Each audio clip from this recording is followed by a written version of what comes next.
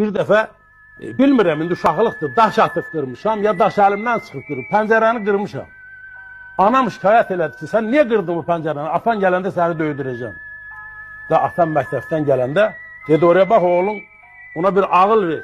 Oğlum pəncərəni daş atıb qırıb. Anama belə döndü, dedi ki, ona mən nə ağıl verim, o məndən ağıllıdır.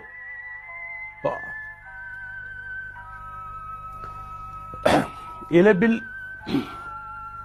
İldırım vurdu məni.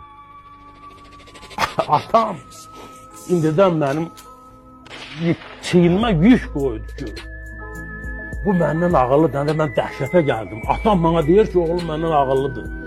Yəni bu demək deyil ki, mən onu ağıllıyam. Atam onunla işarə verir ki, ağıllı ol. İndidən həyatın ən ağır yüklərini çiynində daşımağa hazır ol.